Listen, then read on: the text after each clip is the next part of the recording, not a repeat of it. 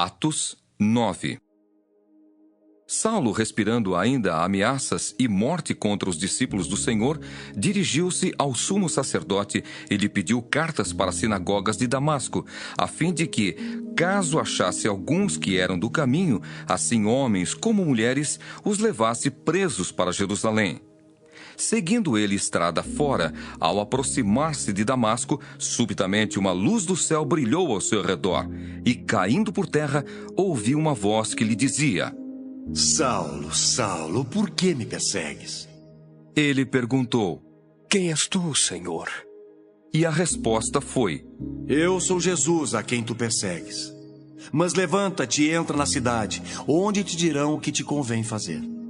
Os seus companheiros de viagem pararam emudecidos, ouvindo a voz, não vendo contudo ninguém.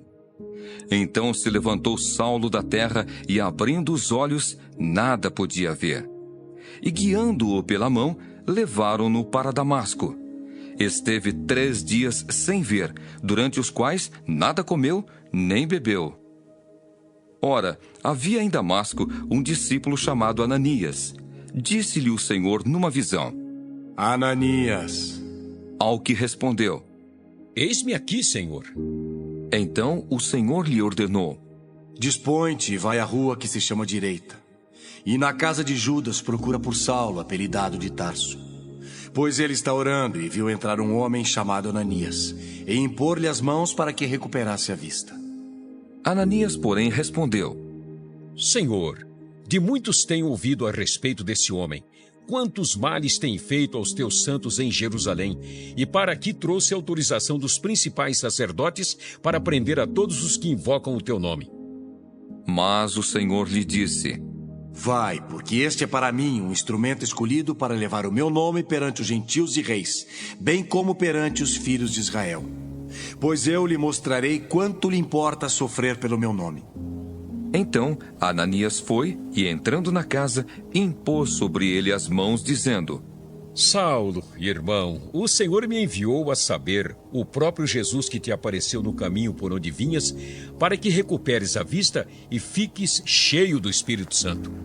Imediatamente lhe caíram dos olhos como que umas escamas, e tornou a ver. A seguir, levantou-se e foi batizado. E depois de ter se alimentado, sentiu-se fortalecido. Então, permaneceu em Damasco alguns dias com os discípulos. E logo pregava nas sinagogas a Jesus, afirmando que este é o Filho de Deus. Ora, todos os que o ouviam estavam atônitos e diziam: Não é este o que exterminava em Jerusalém os que invocavam o nome de Jesus? E para aqui veio precisamente com o fim de os levar amarrados aos principais sacerdotes? Saulo, porém, mais e mais se fortalecia e confundia os judeus que moravam em Damasco, demonstrando que Jesus é o Cristo. Decorridos muitos dias, os judeus deliberaram entre si tirar-lhe a vida. Porém, o plano deles chegou ao conhecimento de Saulo. Dia e noite guardavam também as portas para o matarem. Mas os seus discípulos tomaram-no de noite e, colocando-o num cesto, desceram-no pela muralha. Tendo chegado a Jerusalém, procurou juntar-se com os discípulos. Todos, porém, o temiam, não acreditando que ele fosse discípulo. Mas Barnabé, tomando-o consigo, levou-o aos apóstolos e contou-lhes como ele vira o Senhor no caminho e que este lhe falara, e como em Damasco pregara ousadamente em nome de Jesus. Estava com eles em Jerusalém, entrando e saindo, pregando ousadamente em nome do Senhor. Falava e discutia com os helenistas, mas eles procuravam tirar-lhe a vida. Tendo, porém, isto chegado ao conhecimento dos irmãos, levaram-no até Cesareia, e dali o enviaram para Tarso. A igreja, na verdade, tinha paz por toda a Judéia, Galiléia e Samaria, edificando-se e caminhando no temor do Senhor e no conforto do Espírito Santo, crescia em número. Passando Pedro por toda parte, desceu também aos santos que habitavam em Lida. Encontrou ali certo homem chamado Enéias, que havia 8 anos jazia de cama, pois era paralítico. Disse-lhe Pedro: Enéias, Jesus Cristo te cura. Levanta-te e arruma o teu leito. Ele imediatamente se levantou. Viram-no todos os habitantes de Lida e Sarona, os quais se converteram ao Senhor. Havia em Jope uma discípula por nome Tabita, nome este que, traduzido, quer dizer Dorcas. Era ela notável pelas boas obras e esmolas que fazia. Ora, aconteceu naqueles dias que ela adoeceu e veio a morrer. E depois de a lavarem, puseram-na no cenáculo.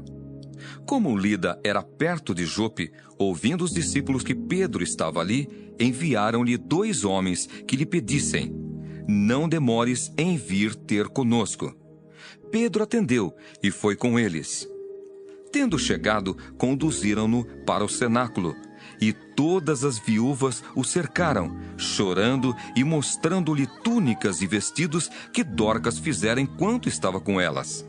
Mas Pedro, tendo feito sair a todos, pondo-se de joelhos, orou, e voltando-se para o corpo, disse: Tabita, levanta-te. Ela abriu os olhos e, vendo a Pedro, sentou-se. Ele, dando-lhe a mão, levantou-a e, chamando os santos, especialmente as viúvas, apresentou-a viva. Isto se tornou conhecido por toda Jope, e muitos creram no Senhor. Pedro ficou em Jope muitos dias, em casa de um curtidor chamado Simão.